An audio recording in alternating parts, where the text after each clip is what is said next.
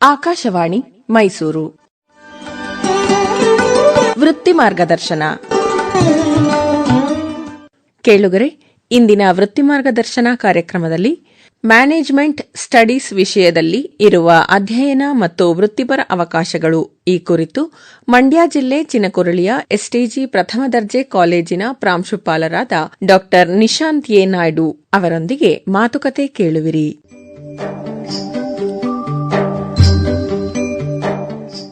ಕೇಳುಗರಿಗೆಲ್ಲ ನಮಸ್ಕಾರ.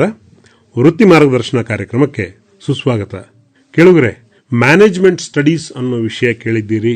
BBA ಅಥವಾ ಕೆಲವೊಂದ್ಸರಿ MBA, ಬಿ ಸ್ಕೂಲ್, ಈ ಪದಗಳನ್ನು ಕೂಡ ಮ್ಯಾನೇಜ್ಮೆಂಟ್ ಸ್ಟಡೀಸ್ ಸಂಬಂಧವಾಗಿ ಆಗಾಗ್ಗೆ ಕಿವಿ ಮೇಲೆ ಬೀಳ್ತಾ ಇರ್ತವೆ. BCom ತಗೋಬೇಕಾ, BBA ತಗೋಬೇಕಾ, ಜಿಜ್ಞಾಸೆನೂ ಆರಂಭ ಆಗತ್ತೆ. ಕೊನೆಗೆ ಯಾರೆಲ್ಲ ಒಳ್ಳೆ ಹುದ್ದೆಯಲ್ಲಿದ್ದಾರೆ, ಅತಿ ಹೆಚ್ಚು ಸಂಪಾದನೆ ಮಾಡ್ತಾ ಇದ್ದಾರೆ, ಹೆಚ್ಚು ಕಡಿಮೆ ವರ್ಷಕ್ಕೆ 2-3 ಕೋಟಿ ಸ್ಯಾಲರಿ ಸಿಗುತ್ತೆ ಅವರಿಗೆ ಅಂತ ನೋಡಿದಾಗ, ಇವರೆಲ್ಲ MBA ಮಾಡಿದ್ದಾರೆ ಕಣ್ರಿ, ಸೊ ನಾವು ಹಾಗಾದ್ರೆ ಮ್ಯಾನೇಜ್ಮೆಂಟ್ ಸ್ಟಡೀಸಿಗೆ ಹೋಗೋಣ ಅನ್ನೋ ಒಂದು ಕನಸು ಎಲ್ಲರೂ ಕಾಣ್ಲಿಕ್ಕೆ ಆರಂಭ ಮಾಡ್ತಾರೆ. ಕನಸು ಕಾಣಬಹುದು, ಆದರೆ ಅದರ ಕೆಳಗಡೆಗೆ ಫೌಂಡೇಶನ್ ಕೂಡ ಹಾಕಬೇಕಾಗತ್ತೆ. ಏನಿದು ಫೌಂಡೇಶನ್ನು? ಮ್ಯಾನೇಜ್ಮೆಂಟ್ ಸ್ಟಡೀಸ್ ಎಲ್ಲಿಂದ ಆರಂಭ ಆಗುತ್ತೆ? PUCಯಲ್ಲಿ ಬರೀ ಪರಿಚಯ ಮಾತ್ರ ಇರುತ್ತೆ. ಈಗ SSLCಯಲ್ಲೂ ಕೂಡ ಪರಿಚಯ ಇದೆ. ಅದು ಸೋಷಿಯಲ್ ಸ್ಟಡೀಸ್ ಅಂತ ಏನು ಹಿಂದಿನ ಸಬ್ಜೆಕ್ಟ್ ಇತ್ತೋ ಅದರಲ್ಲಿ ಈಗ ಈ ಮ್ಯಾನೇಜ್ಮೆಂಟು, ಕಾಮರ್ಸು, ಟ್ರೇಡ್, ಇಂಡಸ್ಟ್ರಿ ಎಲ್ಲ ಸೇರಿಸಿದ್ದಾರೆ. ಆದರೆ ಅತಿ ಹೆಚ್ಚಿನ ಪರಿಚಯ ಆಗೋದು ನಾವು ಪದವಿಗೆ ಬಂದಾಗ್ಲೇನೆ. ಈ ಮ್ಯಾನೇಜ್ಮೆಂಟ್ ಸ್ಟಡೀಸಲ್ಲಿರುವ ಅವಕಾಶಗಳನ್ನು ಕುರಿತು ತಿಳಿಸಿಕೊಡ್ಲಿಕ್ಕೆ ಇವತ್ತು ನಮ್ಮ ಜೊತೆಗಿದ್ದಾರೆ ಮಂಡ್ಯ ಜಿಲ್ಲೆ ಚಿನಕುರುಳಿಯ STG ಪ್ರಥಮ ದರ್ಜೆ ಕಾಲೇಜಿನ ಪ್ರಾಂಶುಪಾಲರಾದ ನಿಶಾಂತ್ ಎ ನಾಯ್ಡು ಅವರು. ನಿಶಾಂತ್ ನಾಯ್ಡು ಅವರಿಗೆ ನಮ್ಮ ಕಾರ್ಯಕ್ರಮಕ್ಕೆ ಸ್ವಾಗತ. ನಮಸ್ತೆ ಸರ್. ನಿಶಾಂತ್ ನಾಯ್ಡು ಅವರೇ, ಬಹಳಷ್ಟು ಜನಕ್ಕೆ ಮ್ಯಾನೇಜ್ಮೆಂಟ್ ಡಿಗ್ರಿ ತಗೋಬೇಕು, ಮಾಸ್ಟರ್ ಡಿಗ್ರಿ ಮಾಡಬೇಕು, ದೊಡ್ಡ ಮೊತ್ತದ ಸಂಬಳಕ್ಕೆ ಹೋಗಬೇಕು, ಅದೊಂಥರ ಕ್ರೇಜ್. ಬಿ ಸ್ಕೂಲ್ ಸರ್ಟಿಫಿಕೇಟ್ ಇದ್ರೆ ಅದ್ಭುತ, ಅಲ್ಲಿಗೆ ಹೆಂಗಾದ್ರೂ ಮಾಡಿ ಅಡ್ಮಿಷನ್ ತಗೋಬೇಕು. ಇದು ಕೆಲವರ ಒಂದು ಹಠ. ಪ್ರಿಪರೇಷನ್ ಹಾಗೆ ಮಾಡ್ತಾನೂ ಇರ್ತಾರೆ, ಎಂಟ್ರೆನ್ಸ್ ಕೂತ್ಕೋತಾರೆ. ಸಿಕ್ಕರೆ ಸಂತೋಷ, 2 ಕೋಟಿ 3 ಕೋಟಿ ಕ್ಯಾಂಪಸ್ ಅಲ್ಲೇ ಸೆಲೆಕ್ಷನ್ ಆಗಿರ್ತಾರೆ, ವರ್ಷದ ಪ್ಯಾಕೇಜ್. ಆದರೆ ಎಲ್ಲರಿಗೂ ಇದು ಸಿದ್ಧಿಸಲ್ಲ. ಕನಸು ಕೆಲವರಿಗೆ ಸಾಕಾರ ಆಗತ್ತೆ, ಕೆಲವರು ಕನಸಿನ ಹಾದಿಯನ್ನು ಹುಡುಕೊಂಡು ಹೋಗ್ತಾನೇ ಇರ್ತಾರೆ. ಎಲ್ಲೋ ಒಂದ್ ಕಡೆ ನಾನು ಮಾಡಬಹುದು ಈ ಪದವಿ, ನನಗೂ ಒಂದು ಒಳ್ಳೆ ಸಂಬಳವನ್ನು ಕೊಡುತ್ತೆ ಅನ್ನೋ ಒಂದು ಭರವಸೆ ಮ್ಯಾನೇಜ್ಮೆಂಟ್ ಸ್ಟಡೀಸ್ ಅಲ್ಲಿ ಇದೆ. ಏನಿದು ಅಟ್ರಾಕ್ಷನ್ನು? ಯಾಕೆ ಮ್ಯಾನೇಜ್ಮೆಂಟ್ ಇವತ್ತು ತುಂಬಾ ಇಂಪಾರ್ಟೆಂಟ್ ಆಗ್ತಾ ಇದೆ ಅಂತ? ಮ್ಯಾನೇಜ್ಮೆಂಟ್ ಸ್ಟಡೀಸ್ ಬಗ್ಗೆ ಹೇಳಬೇಕಂತಂದ್ರೆ ಸರ್, ನಾವು ಅಲ್ಲಿ ಮ್ಯಾನೇಜ್ಮೆಂಟ್ ಸಿಗ್ನಿಫಿಕೆನ್ಸ್ ಅಥವಾ ಫೀಚರ್ ಬಗ್ಗೆ ಮಾತಾಡುವಾಗಲೇ ಹೇಳ್ತೀವಿ, ಮ್ಯಾನೇಜ್ಮೆಂಟ್ ಈಸ್ ಆಲ್ ಪರ್ವಾಸಿವ್ ಅಂತ. ಅಂತಂದ್ರೆ ನೀವು ಯಾವ ಸ್ಥಳಕ್ಕೆ ತಗೊಂಡೋದ್ರೂ ಮ್ಯಾನೇಜ್ಮೆಂಟ್ ಅವಶ್ಯಕತೆ ಇದೆ. Everything it starts from your ಮನೆಯಿಂದ, ನಿಮ್ ಮನೆ ಕಿಚನ್ ಇಂದಾನು ಕೂಡ ಮ್ಯಾನೇಜ್ಮೆಂಟ್ ಅನ್ನ ನೀವು ಎಕ್ಸ್ಪ್ಲೋರ್ ಮಾಡ್ತಾ ಹೋಗ್ತೀರಿ. ಅಮ್ಮನೇ ಒಳ್ಳೆ ಮ್ಯಾನೇಜರ್. ಸೊ ಅಮ್ಮನೇ she is the first best manager, because ಅವಳಿಗೆ 100 ರೂಪಾಯಿಲೂ ಮ್ಯಾನೇಜ್ ಮಾಡಕ್ ಬರುತ್ತೆ, 10,000 ರೂಪಾಯಿನಲ್ಲೂ ಮ್ಯಾನೇಜ್ ಮಾಡೋಕ್ ಬರುವಂತ ಒಂದು ಸ್ಕಿಲ್ ಬೈ ಗಾಡ್ಸ್ ಗ್ರೇಸ್ ಇರುತ್ತೆ. ಸೊ ಅದಕ್ಕೆ management is every level, every place, ಎಲ್ಲ ಕಡೆಯೂ ಬೇಕು. ಎಸ್ಪೆಷಲಿ ಈಗ ನೀವು ಬಿ ಸ್ಕೂಲ್ ಅಂತ ಮಾತಾಡಿದ್ರಿಂದ ಅದ್ರ ಬಗ್ಗೆ ನಾನು ಸ್ವಲ್ಪ ಇಲ್ಲಿ ಗಮನ ಹರಿಸ್ತೇನೆ. ಸೊ ಈ ಬಿ ಸ್ಕೂಲ್ ಅನ್ನೋದೇನಿದೆ, ಅಥವಾ ಒಂದಷ್ಟು ಸ್ಯಾಲರಿ ಪ್ಯಾಕೇಜ್ ತುಂಬಾ ಚೆನ್ನಾಗಿರುತ್ತೆ ಅಂತ ಏನು ಈಗ ನೀವು ಹೈಲೈಟ್ ಮಾಡಿದ್ರಿ, ಇದಕ್ಕೆ ವಿದ್ಯಾರ್ಥಿಗಳು ಬೇಸ್ ಇಂದಾನೆ ಒಂದು ಫೌಂಡೇಶನ್ ಹಾಕೊಬೇಕು. ಈಗ ನೀವು ಹೇಳಿದ್ರಿ 10th ಸ್ಟ್ಯಾಂಡರ್ಡ್ ಇಂದಾನೆ ಇಂಟ್ರೊಡ್ಯೂಸ್ ಆಗಿದೆ ಅಂತ. ಯಾಕೆ ಇದು ಇಂಟ್ರೊಡ್ಯೂಸ್ ಮಾಡಿದ್ರು? ಮೊದ್ಲಿರ್ಲಿಲ್ಲ. ನಾನು ನೀವು 10th ಸ್ಟ್ಯಾಂಡರ್ಡ್ ಓದುವಾಗ ಇರ್ಲಿಲ್ಲ. ಈಗ ಹೊಸದಾಗಿ ಯಾಕೆ ಇಂಟ್ರೊಡ್ಯೂಸ್ ಮಾಡಿದ್ರಂದ್ರೆ, ಮಗು PUCಗೆ ಹೋಗೋದಕ್ಕಿಂತ ಮುಂಚೆ ಒಂದಷ್ಟು ಕ್ಲಾರಿಟಿ ಬರಬೇಕು, ನಾನು ಯಾವ ಸ್ಟ್ರೀಮಿಗೆ ಹೋದ್ರೆ ಏನಾಗಬಹುದು ಅನ್ನೋದು. ಅಟ್ಲೀಸ್ಟ್ PUC ಮುಗಿಸೋ ಅಷ್ಟರಲ್ಲಿ ಒಂದು ಡಿಸಿಷನ್ ಬರಬೇಕು. ನಾನು BBAಗೆ ಹೋಗ್ತೀನಿ, BComಗೆ ಹೋಗ್ತೀನಿ, BScಗೆ ಹೋಗ್ತೀನಿ, ಈ ರೀತಿಯಾದಂತ ಡಿಸಿಷನ್ ಬೇಕು. ಇಲ್ಲಿ BBA, BCom ಅಲ್ಲೂ ಮ್ಯಾನೇಜ್ಮೆಂಟ್ ಸ್ಟಡೀಸ್ ಮಾಡ್ತೇವೆ, ಬಟ್ ಅಲ್ಲಿ ನಮ್ ಮೋರ್ ಆಫ್ ಪ್ರಾಕ್ಟಿಕಲ್ ಸಬ್ಜೆಕ್ಟ್ಸ್ ನಾವು ಸ್ಟಡಿ ಮಾಡ್ತೇವೆ. BBA ಅಂತ ಬಂದಾಗ ನಿಮಗೆ ಅಲ್ಲಿ ಸ್ಪೆಷಲೈಸೇಷನ್ ಅಂದ್ರೆ MBAಗೆ ಬೇಕಾಗಿರುವಂತಹ ಸ್ಪೆಷಲೈಸೇಷನ್ ಸಬ್ಜೆಕ್ಟ್, ಹಾಗೆ ಅವರ ಎಂಟ್ರೆನ್ಸ್ ಎಕ್ಸಾಮಿಗೆ ಬೇಕಾಗುವಂತಹ ಪ್ರಿಪರೇಷನ್ಸ್ ಗಳು ಸ್ಟಾರ್ಟ್ ಆಗ್ತವೆ. ಬ್ಯಾಚುಲರ್ ಆಫ್ ಬಿಸಿನೆಸ್ ಅಡ್ಮಿನಿಸ್ಟ್ರೇಷನ್, ಮೊದಲು ಇದು BBM ಅಂತ ಇತ್ತು, ಈಗ ಅದನ್ನೇ BBA ಮಾಡಿದ್ದಾರೆ. ಸೊ ಈಗ ನೀವು ಇಡೀ ಭಾರತ ದೇಶದಲ್ಲಿ ಅಥವಾ ಒಂದು ಟಫೆಸ್ಟ್ ಎಕ್ಸಾಮಿನೇಷನ್ ಮ್ಯಾನೇಜ್ಮೆಂಟ್ ಅಂತ ಯಾವ್ದಾದ್ರು ಇದೆ ಅಂತ ಹೇಳಿದ್ರೆ ದಟ್ ಇಸ್ ಕ್ಯಾಟ್ ಎಕ್ಸಾಮ್ ಅಂತ. ಹೌದು, ಕಾಮನ್ ಆಪ್ಟಿಟ್ಯೂಡ್ ಟೆಸ್ಟ್. ಅದು ಒಂದು ನಿಮಗೆ ಮೋಸ್ಟ್ ಆಫ್ ದಿ IIM ಕಾಲೇಜಸ್ಗಳು ಯಾವ್ದು 20 IIM ಬ್ರಾಂಚಸ್ ಇದೆ ಅವರು ಅಕ್ಸೆಪ್ಟ್ ಮಾಡ್ತಾರೆ. ಇಂಡಿಯನ್ ಇನ್ಸ್ಟಿಟ್ಯೂಟ್ ಆಫ್ ಮ್ಯಾನೇಜ್ಮೆಂಟ್ ದೊಡ್ಡ ಬಿ ಸ್ಕೂಲಿನ ಹೆಸರು. ನೀವು ಹೇಳಿದ್ರಲ್ಲ ಕೋಟ್ಯಾಂತರ ರೂಪಾಯಿ ಸಂಬಳ ಬರುತ್ತೆ ಅಂತ, ಈ IIM ಅಲ್ಲಿ ಓದಿರೋರು, IIBs ಅಲ್ಲಿ ಓದಿರೋಂತವ್ರಿಗೆ, ಆ ಒಂದು ಸಂಸ್ಥೆಯಿಂದ ಹೊರ ಬಂದಂತವರಿಗೆ ನಿಮ್ಗೆ ಆ ಸ್ಯಾಲರಿ ಪ್ಯಾಕೇಜ್ ಇರುತ್ತೆ. ಅದು ಬಿಟ್ಟ ಮೇಲೆ ನೆಕ್ಸ್ಟ್ ಕ್ಯಾಡರ್ ಅಲ್ಲಿ ಬರೋ ಪರೀಕ್ಷೆ ಅಂತ ಹೇಳಿದ್ರೆ ಕ್ಸಾಟ್ ಅಂತ ಬರುತ್ತೆ, XAT ಕ್ಸಾಟ್ ಅಂತ. ಸೊ ಅದು ಕ್ಯಾಟ್ ಗಿಂತ ಸ್ವಲ್ಪ ನೆಕ್ಸ್ಟ್ ಲೆವೆಲ್ ಇರುತ್ತೆ, ಬಟ್ ಅಗೇನ್ ಇದು ಕೂಡ ಡಿಫಿಕಲ್ಟಿನೇ ಇರುತ್ತೆ. ಸೊ ಈಗ ನಾವು ಹೇಗೆ BCom ತಗೊಂಡವ್ರಿಗೆ CA ಹೇಳ್ತೀವಿ, ಚಾರ್ಟೆಡ್ ಅಕೌಂಟೆಂಟ್ ಅಂತ, ಸೊ ಆ ರೀತಿ it is not everybody's cup of tea ಅಂತ. Those who have the passion, they will win. They will win. So 2 lakh 3 lakh ಜನ ಪರೀಕ್ಷೆ ಬರೀತಾರೆ. ಅಲ್ಲಿ ಅವೈಲೇಬಿಲಿಟಿ ಇರೋ ಸೀಟ್ 200-300 ಸೀಟ್ಗಳು ಮಾತ್ರ. ಅಲ್ಲಿಗೆ ರಶ್ ಎಷ್ಟಿದೆ. ಸೊ ಅದನ್ನ ನಾವು ಅರ್ಥ ಮಾಡ್ಕೋಬೇಕು. ಸ್ಯಾಟ್ ಆದ್ಮೇಲೆ ನೆಕ್ಸ್ಟ್ ಇನ್ನೊಂದು NMAT ಅಂತ ಎಕ್ಸಾಮ್ ಬರುತ್ತೆ. That is national level management aptitude test. Most of the educational institutions ಗಳು ಇದನ್ನ ಅಕ್ಸೆಪ್ಟ್ ಮಾಡ್ತಾರೆ. ಹಾಗೆ ಗ್ಲೋಬಲಿ ಕೂಡ ಈ ಎಕ್ಸಾಮ್ ನ ಪರಿಗಣಿಸ್ತಾರೆ. ನೀವು ಯಾವುದೇ ದೇಶಕ್ಕೆ ಬೇಕಾದ್ರೂ NMAT ಅದು ರ್ಯಾಂಕಿಂಗ್ ನ ನೀವು ತಗೊಂಡೋಗಿ ಕೊಡಬಹುದು. ಹಾಗೆ ಸ್ಟೇಟ್ ವೈಸ್ ಎಂಟ್ರೆನ್ಸ್ ಎಕ್ಸಾಮ್ಸ್ ಗಳಾಗ್ತವೆ. ಇವಾಗ ನಮ್ಮಲ್ಲಿ KMAT ಮಾಡ್ಕೊಂತೀವಿ, MHCET ಅಂತ ಮಹಾರಾಷ್ಟ್ರದವ್ರು ಮಾಡ್ಕೊಂತಾರೆ, ತಮಿಳುನಾಡಿನಲ್ಲಿ ಒಂದಾಗುತ್ತೆ, ಆಂಧ್ರನಲ್ಲಿ ಒಂದಾಗುತ್ತೆ. ಅಂದ್ರೆ ಅವರವರ ರಾಜ್ಯಕ್ಕೆ ತಕ್ಕಂತೆ ಅವರ ರಾಜ್ಯದಲ್ಲಿರುವಂತಹ MBA ಕಾಲೇಜು ಅಥವಾ B ಸ್ಕೂಲ್ಗಳಿಗೆ ಸೀಟ್ ಅಲಾಟ್ ಮಾಡೋದಕ್ಕೆ ಆ ಒಂದಷ್ಟು ಎಕ್ಸಾಮ್ಸ್ ಗಳು ಬರುತ್ತೆ. ಇನ್ನೊಂದು PGCET ಅಂತ ಒಂದು ಬರುತ್ತೆ. That is PGCET is one of the examination conducted by KEA. So ಅದು ನಮ್ಮ ಕರ್ನಾಟಕದಲ್ಲಿರುವಂತಹ ಕಾಲೇಜುಗಳಿಗೆ ಕೊಡುವಂತ ಪ್ರಿಯಾರಿಟೈಸೇಷನ್ ಆಗಿರುತ್ತೆ. ಸೊ ಈ ಪರೀಕ್ಷೆಗಳು ಈಗ ನಾನು ಹೇಗೆ ಫಸ್ಟ್ ಇಂದ ಹೇಳ್ತಾ ಬಂದೆ, ಆ ಡಿಫಿಕಲ್ಟಿ ಲೆವೆಲ್ ಕಡಿಮೆ ಆಗ್ತಾ ಬರುತ್ತೆ. ಬಟ್ ಕಾಮನ್ ಆಗಿ ಅಲ್ಲಿ ಟಾರ್ಗೆಟ್ ಆಗುವಂತದ್ದು verbal ability, that is English. So English communication skills, ನೀವು ಹೇಗೆ ಪ್ರೆಸೆಂಟ್ ಮಾಡ್ತೀರಿ, ಪ್ರಾಬ್ಲಮ್ ಸಾಲ್ವಿಂಗ್ ಹೇಗಿರುತ್ತೆ, ಅದು ಡೇಟಾ ಇಂಟರ್ಪ್ರಿಟೇಷನ್ ಇರುತ್ತೆ, ಹಾಗೆ ಕ್ವಾಂಟಿ ಇರುತ್ತೆ, ದೆನ್ ಮೆಂಟಲ್ ಎಬಿಲಿಟಿ ಇರುತ್ತೆ. ಈ ರೀತಿಯಾದಂತ ಸಬ್ಜೆಕ್ಟ್ಗಳು ಕೆಲವೊಂದು ಎಂಟ್ರೆನ್ಸ್ ಎಕ್ಸಾಮ್ಸ್ ಅಲ್ಲಿ ಜನರಲ್ ನಾಲೆಡ್ಜ್ ನ ಕೂಡ ಇನ್ಕ್ರೀಸ್ ಮಾಡಿದ್ದಾರೆ.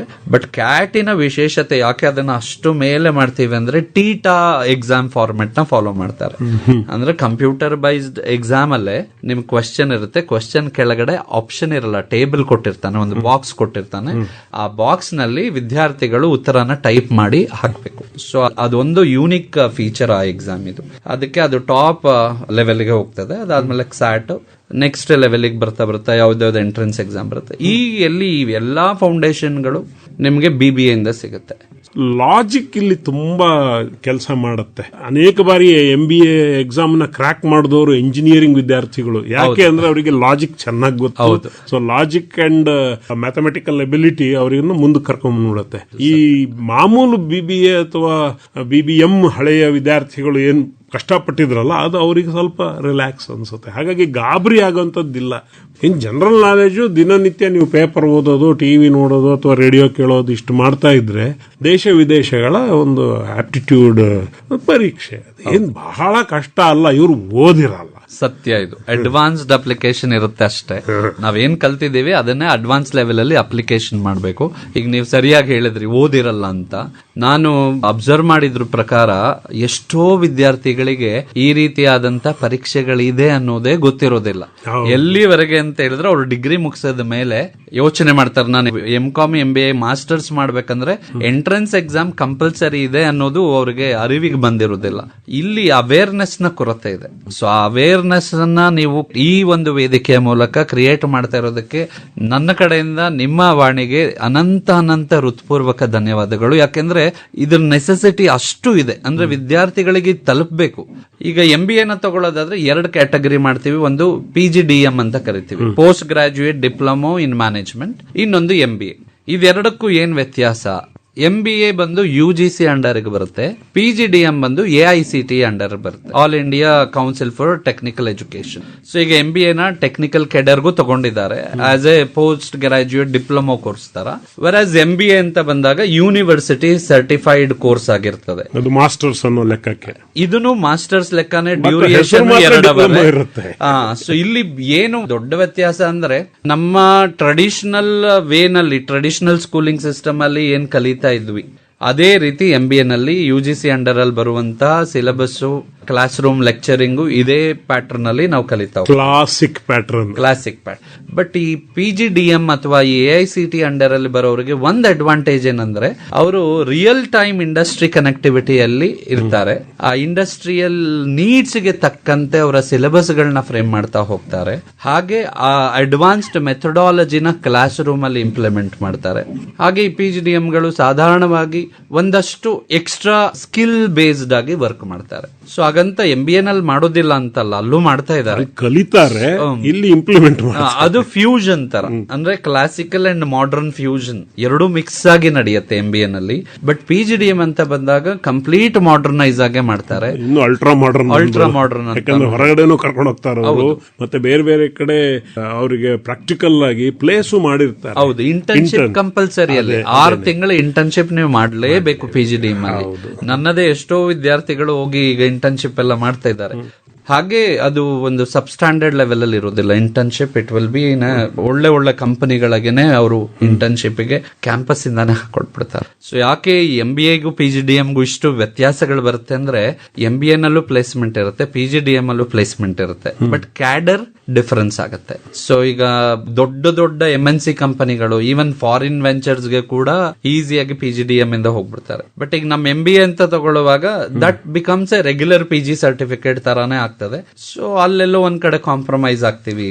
ಅಂಡ್ ಅಲ್ಲಿ ಕಾಂಪ್ರಮೈಸ್ ಇರಲ್ಲ. ನೀನ್ ಯಾವ ಮೂಲೆಯಿಂದನಾದ್ರೂ ದೇಶದ ಯಾವುದೇ ಮೂಲೆಯಿಂದನಾದ್ರೂ ಬಂದ್ರು ನೀನ್ PPT ಮಾಡ್ಲೇಬೇಕು, ನೀವ್ ಇಂಗ್ಲಿಷ್ ಅಲ್ಲಿ ಮಾತಾಡ್ಲೇಬೇಕು. So very very important. Problem solving ಕೊಟ್ಬಿಡ್ತಾರೆ, case studies, real case studies ಕೊಡ್ತಾರೆ. ಈಗ ಯಾವ್ದೋ ಒಂದು ಕಂಪನಿ ಮುಚ್ಚೋಗ್ತಾ ಇದೆ, ಆ ಕಂಪನಿ ನೀನ್ ತಗೊಂಡ್ರೆ ಅದನ್ನ ಹೇಗೆ ನೀನು ರಿವೈವ್ ಮಾಡಿ ಮಾರ್ಕೆಟ್ ಅಲ್ಲಿ ಯಾವ ರೀತಿ ನೀವು ಎಸ್ಟಾಬ್ಲಿಷ್ ಮಾಡ್ತೀರಾ, ಸ್ವಾಟ್ ಅನಾಲಿಸಿಸ್, ಸ್ವಾಕ್ ಅನಾಲಿಸಿಸ್ ಇದೆಲ್ಲ ಆಗ್ತದೆ. ಇಲ್ಲೂ MBA ನಲ್ಲೂ ಆಗುತ್ತೆ, ಬಟ್ ಮೋರ್ ಆಫ್ ಹೇಳಿದಾಗೆ ಥಿಯರಿಟಿಕಲ್ ಆಗ್ತದೆ.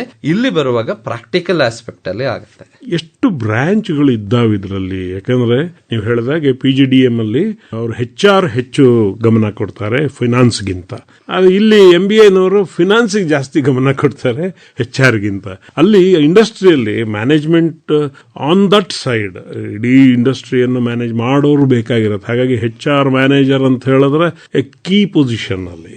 ಹೌದು, ಈಗ ಒಂದು ಆರ್ಗನೈಸೇಷನ್ ನಾವು ಡಿವೈಡ್ ಮಾಡ್ತಾ ಹೋದ್ರೆ HR is also one of the major important role ತಗೊಳುತ್ತೆ. ಹಾಗೆ ಮಾರ್ಕೆಟಿಂಗ್ ಕೂಡ ಇಂಪಾರ್ಟೆಂಟ್ ರೋಲ್ ತಗೊಳುತ್ತೆ, ಫಿನಾನ್ಸ್ ತಗೊಳುತ್ತೆ. ಅಂದ್ರೆ 3 ಡಿವಿಷನ್ ಹ್ಯಾಂಡ್ ಅದು.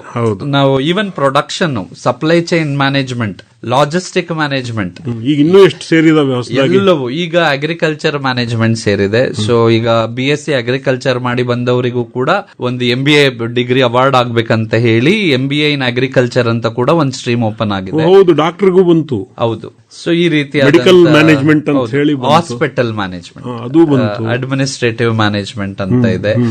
ಈ ರೀತಿಯಾದಂತ ಹಲವಾರು ಬ್ರಾಂಚಸ್ ಆಸ್ ಅಂಡ್ ದೆನ್ ನಿಮ್ಮ ರಿಕ್ವೈರ್ಮೆಂಟ್ ಯಾವ್ಯಾವ ರೀತಿ ಬರ್ತಾ ಇದೆ ಅದಕ್ಕೆ ತಕ್ಕಂತೆ ಬ್ರಾಂಚಸ್ ಎವಾಲ್ವ್ ಆಗ್ತಾ ಹೋಗ್ತಾ ಇದೆ. ಅದಕ್ಕೆ ಹೇಳಿದೆ ನಾನು, PGDM ಅಂದ್ರೇನೆ ಇಟ್ ಇಸ್ ಕೈಂಡ್ ಆಫ್ ಅಲ್ಲಿ ಇಂಡಸ್ಟ್ರಿಯಲ್ ನೀಡ್ ಏನಿದೆ ನಾವು ಅದಕ್ಕೆ ನಿಮ್ಗೆ ಸಪ್ಲೈ ಮಾಡ್ತೀವಿ. ಸಪ್ಲೈ ಚೈನ್ ಬೇಕು, ಅದೊಂದು ಡಿಪ್ಲೊಮಾ ಇದೆ ಮಾಡ್ತಾರೆ. ಲಾಜಿಸ್ಟಿಕ್ಸ್ ಅದಕ್ಕೊಂದು ಮಾಡ್ತಾರೆ, MBA ಬ್ರಾಂಚ್. ಸೊ ಆ ರೀತಿಯಾದಂತ ಈಗ MBA ಸ್ಪೆಷಲೈಸೇಷನ್ ತುಂಬಾ ಆಗ್ತಾ ಇದಾವೆ. ಇನ್ಫಾರ್ಮೇಶನ್ ಟೆಕ್ನಾಲಜಿಲಿ ಕೂಡ ಆಗಿದೆ. ಸೊ ಈಗ BSc ಅಗ್ರಿಕಲ್ಚರ್ ಅವ್ರಿಗೆ ಕೊಡ್ಬೇಕಂತ ಹೇಳಿ MBA ಇನ್ ಅಗ್ರಿಕಲ್ಚರ್ ಸ್ಟಾರ್ಟ್ ಆಯ್ತು. ಬಟ್ ಈಗ ಲಾಸ್ಟ್ ಇಯರ್ ಇಂದ 10 ಸೀಟ್ಸ್ ಬೇರೆ ಸ್ಟ್ರೀಮಿನವರಿಗೂ ಕೊಡುವ ಅವಕಾಶವನ್ನ ಕೂಡ ಮಾಡಿಕೊಟ್ಟಿದ್ದಾರೆ. ಈಗ ಯಾವ್ದೋ ವಿದ್ಯಾರ್ಥಿ ನಾನು BSc ಅಗ್ರಿಕಲ್ಚರ್ ಮಾಡಬೇಕಿತ್ತು, ಮಾಡಕ್ ಆಗ್ಲಿಲ್ಲ, ರೆಗ್ಯುಲರ್ BSc ಮಾಡಿರ್ಬೋದು, BCom BBA ಯಾವ್ದೋ ಒಂದು ಸ್ಟ್ರೀಮ್ ಅಲ್ಲಿ ಅವರು ಗ್ರಾಜುಯೇಟ್ ಆಗಿರ್ತಾರೆ, ಅವರು ಕೂಡ ಈಗ ಹೋಗಿ MBA ಇನ್ ಅಗ್ರಿಕಲ್ಚರ್ ಮಾಡಬಹುದು. ಸೊ ಈ ರೀತಿಯಾದಂತ ಹಲವಾರು ಸ್ಟ್ರೀಮ್ಗಳು ಓಪನ್ ಆಗ್ತಾ ಇದಾವೆ. ಮತ್ತೆ ಈಗ ಆರ್ಗನೈಸೇಷನ್ ಅಂತ ಬಂದಾಗ ನಾನು ಹೇಳ್ತಾ ಇದ್ದೆ, HR, finance, operations, production, supply ಎಲ್ಲವೂ ಪರ್ಫೆಕ್ಟ್ ಆಗಿ ವರ್ಕ್ ಆಗಬೇಕು. ಯಾವುದೋ ಒಂದು ವೀಕ್ ಆದ್ರೂ ಆರ್ಗನೈಸೇಷನ್ ವೀಕ್ ಆಗುತ್ತೆ. ಸೊ ಅದರಿಂದ ಇವತ್ತಿನ MBA ಅಂತ ಅಥವಾ ಒಂದು PGDM ಕೋರ್ಸ್ ತಗೊಂಡಾಗ ಎಲ್ಲಾ ಸ್ಟ್ರೀಮ್ಗಳಿಗೂ ಈಕ್ವಲ್ ಆಪರ್ಚುನಿಟೀಸ್ ಅಂತೂ ಇದೆ. ಬಟ್ ಅದಕ್ಕೆ ಬರೀ ಡಿಗ್ರಿ ಇದ್ರೆ ಸಾಲೋದಿಲ್ಲ. ನಾನು ಯಾವಾಗ್ಲೂ ನನ್ನ ವಿದ್ಯಾರ್ಥಿಗಳಿಗೂ ಇದನ್ನ 1000 ಬಾರಿ ಹೇಳಿರ್ತೇನೆ, ಸ್ಕಿಲ್, ನಿಮ್ಮ ಸ್ಕಿಲ್, ನೀವೇನು ವಿಶೇಷವಾದಂತ ಸ್ಕಿಲ್ ಅನ್ನ ನಿಮ್ಮ ಸರ್ಟಿಫಿಕೇಟ್ ಜೊತೆ ತಗೊಂಡು ಹೋಗ್ತೀರಿ, ಎಷ್ಟು ಫೆದರ್ ಆಫ್ ಸ್ಕಿಲ್ಸ್ ಇರುತ್ತೆ ಅಷ್ಟು ಫೆದರ್ಸ್ ಆಫ್ ಆಪರ್ಚುನಿಟೀಸ್ ನಿಮ್ಗೆ ಓಪನ್ ಆಗುತ್ತೆ. ಓಕೆ, ನಾಯ್ಡು ಅವರೇ, ನೀವು ಸ್ಕಿಲ್ ಅನ್ನೋ ಪದ ಬಳಸಿದ್ದಕ್ಕೆ ಕೇಳ್ತಿದ್ದೀನಿ, ಎಷ್ಟು ಫೆದರ್ಗಳನ್ನ ನಾವು ಅಂಟಿಸ್ಕೋಬೇಕು? ಈಗ ಸಾಧಾರಣವಾಗಿ ನಾನು ಒಂದಷ್ಟು ಇಂಟರ್ವ್ಯೂ ಪ್ಯಾನೆಲ್ ಅಲ್ಲಿ ಕೂಡ ಇದ್ದೇನೆ. ಇಂಟರ್ವ್ಯೂಗೆ ಹೋಗುವಾಗ ನಾವು ಶಾರ್ಟ್ ಲಿಸ್ಟ್ ಕ್ಯಾಂಡಿಡೇಟ್ ಮಾಡುವಾಗನೇ ಫಿಲ್ಟರ್ ಮಾಡುವಾಗ ಫಸ್ಟ್ ಲೆವೆಲ್ ಅಲ್ಲಿ ಹೇಗಾಗುತ್ತೆ ಅಂದ್ರೆ MBA ಜೊತೆಗೆ ಇನ್ನೆಷ್ಟು ಸರ್ಟಿಫಿಕೇಟ್ ಪ್ರೋಗ್ರಾಮ್ಗಳು ಮಾಡ್ಕೊಂಡು ಬಂದಿದ್ದೀವಿ, ಆಡ್ ಆನ್ಸ್ ಗಳು, ನಿಮ್ಗೆ ಏನೇನು ಬೇರೆ ಬರೀ MBAಗಿಂತ ಅಡಿಷನಲ್ ಸ್ಕಿಲ್ಸ್ ನಿಮ್ಗೆ ಏನೇನಿದೆ, ಸೊ ಆ ಒಂದು ಪ್ರಶ್ನೆ ಯಾವಾಗ್ಲೂ ಇರುತ್ತೆ. ಸೊ ಈ ವಿದ್ಯಾರ್ಥಿಗಳು ಏನ್ ಮಾಡ್ತಾರೆ, ನಾನು ಒಂದು ಡಿಗ್ರಿ ಮಾಡ್ತಾ ಇದ್ದೀನಿ ಅಂದ್ರೆ ಅವ್ರ ಗಮನ ಎಲ್ಲ ಅಲ್ಲೇ ಇರ್ತದೆ. ನಾನು ಯಾವಾಗ್ಲೂ ಹೇಳೋದು, ನೀವು ಅಂಡರ್ ಗ್ರಾಜುಯೇಟ್ ಅಲ್ಲಿ ಇರುವಾಗನೇ ಸ್ಕಿಲ್ಸ್ ಅಕ್ಯೂಪ್ ಮಾಡಕ್ ಸ್ಟಾರ್ಟ್ ಮಾಡ್ಬಿಡ್ಬೇಕು. ಒಂದ್ ವರ್ಷದಲ್ಲಿ ಒಂದು ಟ್ಯಾಲಿ ಕೋರ್ಸು, ಇನ್ನೊಂದು ವರ್ಷದಲ್ಲಿ ಒಂದು ಕಂಪ್ಯೂಟರ್ ಕೋರ್ಸು, ಈ ರೀತಿ ಎಕ್ಸೆಲ್, ಅಡ್ವಾನ್ಸ್ ಎಕ್ಸೆಲ್, ಈ ರೀತಿ ಕೋರ್ಸ್ಗಳನ್ನ ನೀವು ಎಷ್ಟು ಅಕ್ಯುಮುಲೇಟ್ ಮಾಡ್ಕೊಂಡು ಹೋಗ್ತಿರ್ತೀರಿ, ನೀವು ಅಷ್ಟು ಡೈವರ್ಸಿಫೈಡ್ ಪರ್ಸನ್ ಆಗ್ತೀರಿ, ಸ್ಕಿಲ್ಫುಲ್ ಪರ್ಸನ್ ಆಗ್ತೀರಿ. ಹಾಗೆ ಇಂಟರ್ವ್ಯೂಗೆ ನಿಮ್ಮನ್ನ ಕರೆಯುವ ಸಾಧ್ಯತೆ ಕೂಡ ಅಷ್ಟೇ ಹೆಚ್ಚಾಗಿರುತ್ತೆ. ಸೊ ಫಿಲ್ಟರಿಂಗ್ ಅಲ್ಲೇ ಸ್ಕ್ರೀನಿಂಗ್ ಅಂತ ಕರಿತೀವಿ, ಸ್ಕ್ರೀನಿಂಗ್ ಅಲ್ಲೇ ನಿಮ್ಮ ರೆಸ್ಯೂಮ್ ಫಸ್ಟ್ ಗೆ ಬರ್ತದೆ. ಫಸ್ಟ್ ಅಲ್ಲೇ ಡಮ್ಕಿ ಹೊಡಿತಾರೆ, ಯಾಕಂದ್ರೆ ಈ ಲ್ಯಾಂಗ್ವೇಜ್ ತುಂಬಾ ತಪ್ಪು ಬರೀತಾರೆ, ಸ್ಪೆಲ್ಲಿಂಗ್ ತಪ್ಪಾಗಿರುತ್ತೆ, ಏನೋ ಒಂದು. ಸೊ ಫಸ್ಟ್ ರೌಂಡೇ ಫಿಲ್ಟರ್ ಆಗೋಗ್ತಾರೆ. ಅಲ್ಲಿ ಗೆಲ್ಬೇಕಾ, make your language perfect. So ಈ ಲ್ಯಾಂಗ್ವೇಜ್ ಹೇಳಿದಕ್ಕೆ ಹೇಳ್ತೀನಿ, ಇವತ್ತಿನ ಯುವ ಜನತೆ ಇದನ್ನ ಕಿವಿ ಕೊಟ್ಟು ಕೇಳಿಸ್ಕೋಬೇಕು. ಮೊಬೈಲ್ ನಲ್ಲಿ ನೀವು ಚಾಟ್ ಮಾಡಿ ವಾಟ್ಸಪ್ ಮೆಸೇಜ್ ಮಾಡ್ತಾರಲ್ಲ, ಆ ಶಾರ್ಟ್ ಲ್ಯಾಂಗ್ವೇಜ್ ಗಳನ್ನ ಕೆಲವೊಂದು ಕಡೆ ನಾವು ಉತ್ತರಗಳ ಪತ್ರಿಕೆಯಲ್ಲಿ ನೋಡ್ತೀವಿ. ತುಂಬಾ ದುಃಖವಾದಂತ ವಿಷಯ ಇದು. ಮೊದಲೇ ಲ್ಯಾಂಗ್ವೇಜ್ ತುಂಬಾ ಚಂದ ಇದೆ ನಮ್ದು, ಅದರಲ್ಲಿ short form thank you so much ಗೆ TQMS ಅಷ್ಟೇ, ಈ ರೀತಿ ಎಲ್ಲ ಉತ್ತರಗಳು ಬರುವಾಗ ಅದು ಒಂದು ವಿದ್ಯಾರ್ಥಿ ದೆಸೆಯಲ್ಲಿ ಅದು ಸರಿ ಕಾಣೋದಿಲ್ಲ. So communication, writing skill, reading skill ತುಂಬಾ ಇಂಪಾರ್ಟೆಂಟ್. ಆದ್ರಿಂದ ಓದುವ, ಬರೆಯುವ ಹಾಗೂ ಅದನ್ನ ಪ್ರೆಸೆಂಟ್ ಮಾಡುವ ಅಭ್ಯಾಸಗಳನ್ನ ರೂಢಿಸ್ಕೋಬೇಕು. ಸೊ ಈ ಲ್ಯಾಂಗ್ವೇಜ್ ಲರ್ನಿಂಗ್ ತುಂಬಾ ಜನ ನೆಗ್ಲೆಕ್ಟ್ ಮಾಡ್ತಾರೆ. ಮೋರ್ ಓವರ್ ಪ್ರೆಸೆಂಟೇಷನ್ ಗೆ ಬಂದಾಗ ಅನೇಕ ಬಾರಿ ಅವ್ರು ಫೇಲ್ ಆಗ್ತಾ ಇರೋದೇನೆ ಮಾತು ಮತ್ತು ಬರಹದ ಸ್ಕಿಲ್ ಅಲ್ಲಿ. ಸೊ ಬರೀ ಸಾಫ್ಟ್ ಸ್ಕಿಲ್ಸ್ ಇಷ್ಟೇ ಇದ್ರೆ ಸಾಲದು, ಇನ್ನು ಇತರೆ ಬೇಕು. ಏನೇನ್ ಬೇಕು? ಹೌದು, ಇನ್ನು ಇದನ್ನ ನಿಮ್ಮ ಪ್ಲೇಸ್ಮೆಂಟ್ ಸೆಲ್ಗಳು ಮಾಡ್ತಾ ಇದ್ದಾವೆ, ಇಲ್ಲ ಅಂತಲ್ಲ. ಅವರಿಗೆಲ್ಲ ಮೋಟಿವೇಟ್ ಮಾಡ್ಲಿಕ್ಕೋಸ್ಕರ ಬೇರೆ ಬೇರೆ ಪ್ಲಾಟ್ಫಾರ್ಮ್ ಒದಗಿಸ್ಕೊಡ್ತೀರಿ, ತರಬೇತಿಗಳನ್ನು ಕೊಡಿಸ್ತೀರಿ, ಮಾಕ್ ಟೆಸ್ಟ್ಗಳನ್ನು ಕೊಡ್ತೀರಿ, ಮಾಕ್ ಇಂಟರ್ವ್ಯೂ ಮಾಡ್ತೀರಿ. ಇನ್ಸ್ಪೈಟ್ ಆಫ್ ಆಲ್ ದಟ್ ಎಲ್ಲೋ ಒಂದ್ ಕಡೆ are they up to the mark ಅನ್ನೋ ಪ್ರಶ್ನೆ ಉಳಿಯುತ್ತೆ. ಯಾಕೆ ಅಂತ ಹೇಳಿದ್ರೆ, ಯಾವಾಗ್ಲೂ ಹೇಳ್ತೀವಿ college life is a golden life ಅಂತ. ಅವರು ಆ ಒಂದು ವಯಸ್ಸಿನಲ್ಲಿ ಆ ಗೋಲ್ಡನ್ ಲೈಫ್ ನ ಎಂಜಾಯ್ ಮಾಡೋದ್ರ ಕಡೆ ಗಮನ ಕೊಟ್ಬಿಟ್ಟಿರ್ತಾರೆ ಹೆಚ್ಚಿಗೆ. ನಾವು ಆಸ್ ಎ ಅಸಿಸ್ಟೆಂಟ್ ಪ್ರೊಫೆಸರ್ಸ್ ಇರ್ಬೋದು, ನಮ್ಮ HODಗಳಿರ್ಬೋದು, ನಾನೇ ಸ್ವತಃ ಪ್ರಿನ್ಸಿಪಾಲ್ ಇರ್ಬೋದು, ನಾವು ತುಂಬಾ ಸತಿ ಅದನ್ನ ಸ್ಟ್ರೆಸ್ ಮಾಡಿ ಹೇಳ್ತೇವೆ. ಆ ಸೀರಿಯಸ್ನೆಸ್ ಬರೋದಿಲ್ಲ ಅವರಿಗೆ. ಕೆಲವೊಬ್ರು ಎಲ್ಲೋ ಆಯ್ದು ಎಕ್ಕಿ ತಂದಂತಹ ಒಂದಷ್ಟು ಮಾಣಿಕ್ಯಗಳು, ವಜ್ರಗಳು ಅಂತ ಹೇಳ್ಬೋದು, ಹರಳುಗಳು ಅಂತ ಹೇಳ್ಬೋದು, ಅಂತಹ ವಿದ್ಯಾರ್ಥಿಗಳು ಆ ಒಂದು ನಾವು ಕೊಡುವಂತ ಫೆಸಿಲಿಟೀಸ್ ನ ಅವರು ಸದ್ಬಳಕೆ ಮಾಡಿಕೊಂಡು ಒಂದು ಉನ್ನತ ಶ್ರೇಣಕ್ಕೆ ಹೋಗಿ ಸೇರ್ತಾರೆ. ಇನ್ನು ಉಳಿದವರು ಪರೀಕ್ಷೆಗಳು ಮುಗಿದು ಪದವಿ ಬಂದ ನಂತರ ಸ್ಟ್ರಗಲಿಂಗ್ ಸ್ಟಾರ್ಟ್ ಆಗುತ್ತೆ. ಆಗ ನಮ್ಮನ್ನ ಅಪ್ರೋಚ್ ಮಾಡ್ತಾರೆ, ಸರ್ ಈ ತರ ಆಯ್ತು, ಏನ್ ಮಾಡೋದು? ಆಗ ನಿಮ್ ಮಾತು ಕೇಳಬೇಕಿತ್ತು, ನಾವು ಕೇಳಲಿಲ್ಲ, ಈಗ ಏನಾದ್ರೂ ಒಂದು ನಮ್ಗೆ ಗೈಡೆನ್ಸ್ ಕೊಡಿ. ಮುಂದಿನ ವಾರನೇ ಇದೆ, ಈಗ ತರಬೇತಿ ಕೊಟ್ಟುಬಿಡಿ, ಅವಸರದಲ್ಲಿ ಬಂದಿದ್ದೀವಿ. ಹೌದು, ಈ ರೀತಿ ಎಲ್ಲ ಆಗುತ್ತೆ. ಅದರಿಂದ ನಾನು ಈ ಒಂದು ಸೆಷನ್ ಏನಾಗ್ತಾ ಇದೆ, ಎಲ್ಲ MBA ಆಸ್ಪಿರೆಂಟ್ಸ್ ಯಾರಿದ್ದೀರಿ ಎಲ್ಲರೂ ನೀವು ತಿಳ್ಕೊಳ್ಳಿ, ಈಗ್ಲಿಂದಾನೇ ನೀವು ಪ್ರಿಪೇರ್ ಆಗಿ. ಈಗ ನಾವೊಂದಷ್ಟು ಲಿಸ್ಟ್ ಆಫ್ ಎಕ್ಸಾಮಿನೇಷನ್ಸ್ ಹೇಳಿದ್ವಿ, ಅದ್ರ ಬಗ್ಗೆ ಎಷ್ಟೋ ಮಕ್ಕಳಿಗೆ PGCET ಪರೀಕ್ಷೆ ಇದೆ ಅನ್ನೋದೇ ಗೊತ್ತಿರೋದಿಲ್ಲ. ಅದರಲ್ಲೂ ವಿಶೇಷವಾಗಿ ಗ್ರಾಮಾಂತರ ಪ್ರದೇಶದ ಮಕ್ಕಳಿಗೆ ಅದ್ರ ಬಗ್ಗೆ ಅರಿವಿರೋದಿಲ್ಲ. ಸೊ ಈಗ ತಿಳ್ಕೊಂಡು ನೀವು ಸಪೋಸ್ ಮಾಸ್ಟರ್ ಡಿಗ್ರಿ ಮಾಡಬೇಕು ಅಂತ ಇದ್ರೆ, ಅದು ಯಾವುದೇ ಸ್ಟ್ರೀಮ್ ಇರ್ಬೋದು, MBA ಒಂದಕ್ಕೆ ಅಲ್ಲ, ನೀವು MA ಮಾಡಬೇಕು ಅಂದ್ರೂ ಕೂಡ ಒಂದು ಒಳ್ಳೆ ಯೂನಿವರ್ಸಿಟಿಯಲ್ಲಿ ನೀವು ಎಂಟ್ರೆನ್ಸ್ ಎಕ್ಸಾಮ್ ತಗೊಳ್ಳೇಬೇಕು. PGCET ಅಂತ ಒಂದು ಎಕ್ಸಾಮ್ ಬರುತ್ತೆ, ನಾನು ಆಗ್ಲೇ ಹೇಳ್ದೆ, KEA ಇಂದ ಆಗ್ತದೆ. ಮತ್ತೆ ಈಗ MBAಗೆ ತಗೊಳ್ಳೋದಾದ್ರೆ ಕೆಲವೊಂದು ಕಾಲೇಜುಗಳು ಈ ಅವರದೇ ಕಾಲೇಜಿನ ಎಕ್ಸಾಮ್ಗಳನ್ನ ನಡೆಸಿ ಎಂಟ್ರೆನ್ಸ್ ಎಕ್ಸಾಮ್ ನಡೆಸಿ ಸೆಲೆಕ್ಟ್ ಕೂಡ ಮಾಡ್ಕೊಂತಾರೆ. ಈಗ ಬ್ಯಾಂಗ್ಳೂರು ಸಿಟಿ ತಗೊಂಡ್ರೆ ನೀವು, it is A hub of management colleges, hub of MBA colleges. ಯಾಕೆಂದ್ರೆ ಅಲ್ಲಿ ಇಮಿಡಿಯೇಟ್ ಪ್ಲೇಸ್ಮೆಂಟ್ ಕೂಡ ಆಗ್ಬಿಡುತ್ತೆ. ನಾವು ಮೈಸೂರಲ್ಲಿ ತಗೊಂಡ್ರೆ ಕೆಲವಾರುಗಳಿದಾವೆ, ಬೆಂಗಳೂರಿಗೆ ಕಂಪೇರ್ ಮಾಡಿದಾಗ ಕೆಲವಾರು ಇನ್ಸ್ಟಿಟ್ಯೂಷನ್ಗಳಿದಾವೆ. ಅಲ್ಲಿ ನೀವು ಈಗಲಿಂದ ನೋಡ್ಕೊಳ್ಳಿ, ಅಲ್ಲಿ ಆವರೇಜ್ ಪೇ ಸ್ಕೇಲ್ ಎಷ್ಟು ಕೊಡ್ತಾ ಇದ್ದಾರೆ, ಕ್ಯಾಂಪಸ್ ಎಷ್ಟಾಗಿದೆ, ನಾನು ಯಾವ ಸ್ಥಳದಲ್ಲಿ ಮಾಡಿದ್ರೆ ನಾನು ಯಾವ ಗುರಿಯನ್ನ ಮುಟ್ತೀನಿ ಅನ್ನೋದು ವಿದ್ಯಾರ್ಥಿಗಳಿಗೆ ಕ್ಲಾರಿಟಿ ಬರಬೇಕು. ಅದು ಪರೀಕ್ಷೆ ಆದ ನಂತರ ಮಾಡುವಂತ ಕಾರ್ಯ ಅಲ್ಲವೇ ಅಲ್ಲ. ಮೊದಲೇ ಈಗಲೇ ಮಾಡ್ಬೇಕು. ನನಗೆ ನೀವು ವೈಯಕ್ತಿಕವಾಗಿ ಕೇಳೋದಾದ್ರೆ ವಿದ್ಯಾರ್ಥಿ ಸೆಕೆಂಡ್ ಇಯರ್ ಬಂದ್ ಕೂಡಲೇ ಸ್ಟಾರ್ಟ್ ಮಾಡ್ಬೇಕು, ಎಕ್ಸ್ಪ್ಲೋರ್ ಮಾಡ್ಬೇಕು. ನಾನು ಮುಂದೆ MCOM ಓದ್ಬೇಕಾ, MBA ಓದ್ಬೇಕಾ. MBA ಮಾಡಿದ್ರೆ ನಮ್ಮ ಫಿನಾನ್ಷಿಯಲ್ ಪೊಸಿಷನ್ ನೋಡ್ಕೋಬೇಕು. ಈವನ್ ನೀವು ಫಿನಾನ್ಷಿಯಲಿ ಸ್ಟ್ರಾಂಗ್ ಇಲ್ಲ ಅಂದ್ರೂ ಕೂಡ ಇವತ್ತಿನ ಒಂದು ಎಜುಕೇಶನ್ ಸಿಸ್ಟಮ್ ಏನಿದೆ, ಈ PGDM ಅಥವಾ B ಸ್ಕೂಲ್ಗೆ ಬೇಕಾಗಿರುವಂತಹ ಶೈಕ್ಷಣಿಕ ಲೋನ್ ಅಂತ ಏನ್ ಕರಿತೀವಿ, ಎಜುಕೇಶನ್ ಲೋನ್ ಅಂತ ಏನ್ ಕರಿತೇವೆ, ಅದು ಬ್ಯಾಂಕ್ಗಳು ಧಾರಾಳವಾಗಿ ಕೊಡ್ತಾರೆ ವಿತೌಟ್ ಎನಿ ಕೊಲಾಟ್ರಲ್. ಸೊ ನೀವು ಡಿಗ್ರಿ ಆದ ನಂತರ, ನೀವು ಒಂದು ಪ್ಲೇಸ್ಮೆಂಟ್ ತಗೊಂಡ ನಂತರ, ಅಥವಾ ನೀವು ಜಾಬ್ ಆದ ನಂತರ ನೀವು ಸಾಲವನ್ನ ತೀರಿಸ್ತಾ ಬರಬೇಕು. ಆ ರೀತಿ ಕೂಡ ಎಷ್ಟೋ ವಿದ್ಯಾರ್ಥಿಗಳು, ನನ್ನ ವಿದ್ಯಾರ್ಥಿಗಳು ಲ್ಯಾಕ್ಸ್ ಟುಗೆದರ್ ಕೊಟ್ಟು MBA ಮಾಡಿ ಒಂದು ಒಳ್ಳೆ ಪೊಸಿಷನ್ಗೆ ಹೋಗಿ ಈಗ ಅವರ ಲೋನ್ಗಳನ್ನ ರೀಪೇ ಮಾಡ್ತಾ ಇರೋ ಒಂದಷ್ಟು ಎಕ್ಸಾಂಪಲ್ಗಳು ಕೂಡ ಇದಾವೆ. ಈಗ B ಸ್ಕೂಲ್ ಸ್ಟ್ಯಾಂಡರ್ಡ್ಗೆ ಒಂದಷ್ಟು ತರಬೇತಿ ಸಿಕ್ಕುತ್ತೆ, ಹಾಗಾಗಿ ಅವ್ರ ಎಂಟ್ರೆನ್ಸ್ ಅಷ್ಟೇ ಸ್ಟ್ಯಾಂಡರ್ಡ್ ಇಟ್ಕೊಂಡಿರ್ತಾರೆ, ಪಾಠನೂ ಹಾಗೆ ಇರುತ್ತೆ, ಪ್ಲೇಸ್ಮೆಂಟು ಹಾಗೆ ಇರುತ್ತೆ ಅನ್ನೋ ಮಾತು ಬಂತು. ಆದರೆ ಅದಕ್ಕೆ ನಮ್ಮ ವಿದ್ಯಾರ್ಥಿಗಳ ಪ್ರಿಪರೇಷನ್ ಹೇಗಿರಬೇಕು? ಇವರು ಸೆಕೆಂಡ್ PUC ಆಗ್ತಿದ್ದಂಗೆನೆ ಮುಂದೆ ಏನ್ ಮಾಡಬೇಕು ಅಂತ ಒಂದು ಕ್ಲಿಯರ್ ಚೌಕಟ್ಟು ಹಾಕೊಳ್ಬೇಕು. ಇದು ಹುಡುಗಾಟ ಅಲ್ಲ, ಎಲ್ಲರಿಗೂ ಸಿಗೋದಿಲ್ಲ, ಎಲ್ಲರೂ ಪಾಸ್ ಆಗ್ತಾರೆ, ಆದರೆ ಪಾಸ್ ಬೇಕಾಗಿಲ್ಲ ಇಲ್ಲಿ. With skills, with distinction and with target oriented achievers ಬೇಕಾಗಿದೆ. ಯಾವುದೇ ಫೀಲ್ಡ್ ತಗೊಳ್ಬಹುದು, ಅದು ಆರ್ಟ್ಸ್, ಸೈನ್ಸ್, ಕಾಮರ್ಸ್ ಅಂತಿಲ್ಲ. ಒಬ್ಬ ಒಳ್ಳೆ ಆರ್ಟ್ಸ್ ಟೀಚರ್ ಇವತ್ತಿಲ್ಲ. ಇವತ್ತು ಒಬ್ಬ ಒಳ್ಳೆ ಇಂಗ್ಲಿಷ್ ಟೀಚರ್ ಬೇಕು ಅಂತ ಅಡ್ವರ್ಟೈಸ್ ಮಾಡಿದ್ರೆ ಅವ್ರು ಕೇಳಿದಷ್ಟು ಸಂಬಳ ಕೊಡ್ತೀವಿ ಅಂದ್ರೆ ಬರೋರಿಲ್ಲ. ಹಾಗಿದೆ ಪರಿಸ್ಥಿತಿ. ಕೆಲಸ ಇದೆ, ಕೆಲಸ ಮಾಡುವವರು ಕಡಿಮೆ ಇದ್ದಾರೆ. ಅನೇಕ ಕಡೆ ಇಂಡಸ್ಟ್ರಿಯಲಿಸ್ಟ್ಗಳು ಹೇಳ್ತಾರೆ, ಸ್ಕಿಲ್ ಇರೋರು ನಮ್ಮಲ್ಲಿ ಬರ್ತಾ ಇಲ್ಲ, ಹೊರಗಡೆ ದೇಶಕ್ಕೆ ಹೋಗ್ತಾ ಇದ್ದಾರೆ, ಬ್ರೈನ್ ಡ್ರೈನ್ ಆಗ್ತಾ ಇದೆ. ಕಾರಣಗಳೇನೇ ಇರ್ಬೋದು, ಮೀಡಿಯೋಕರ್ ಜೊತೆಗೆ ನಾವು ಅಡ್ಜಸ್ಟ್ ಮಾಡ್ಕೊಳಕ್ ಆಗಲ್ಲ. We want the best of best. ಏನಿರಬೇಕು ವಿದ್ಯಾರ್ಥಿಗಳಲ್ಲಿ ಕ್ವಾಲಿಟಿ? ಹಾಗಾದ್ರೆ ಮೊದಲಿಗೆ ವಿದ್ಯಾರ್ಥಿಗಳು ಅನ್ನೋದಕ್ಕಿಂತ ನಾನು ಪೋಷಕರಿಗೆ ಹೇಳ್ತೀನಿ. ಅಲ್ಲಿಂದಾನೇ ಶುರು ಅದು. ಹೌದು, ಯಾಕೆಂದ್ರೆ ಪೋಷಕರ ಪಾತ್ರ ಬಲು ದೊಡ್ಡದಾಗಿರುತ್ತೆ ಇಲ್ಲಿ. ಯಾಕೆಂದ್ರೆ ವಿದ್ಯಾರ್ಥಿಗಳು ಹದಿಹರೆಯದ ವಯಸ್ಸವರು. ಅಲ್ಲಿ ಹದಿಹರೆದ ವಯಸ್ಸು ಅಂದ್ರೆ ನಿಮ್ಗೆ ಗೊತ್ತಿದೆ, ಮಂಗಂತರ ಮನಸ್ಸು, ಇಲ್ಲಿಂದ ಅಲ್ಲಿಗೊಂದು ಜಂಪ್, ಇಲ್ಲಿಂದ ಅಲ್ಲಿಗೊಂದು ಜಂಪ್ ಹೋಗ್ತಾ ಇರುತ್ತೆ.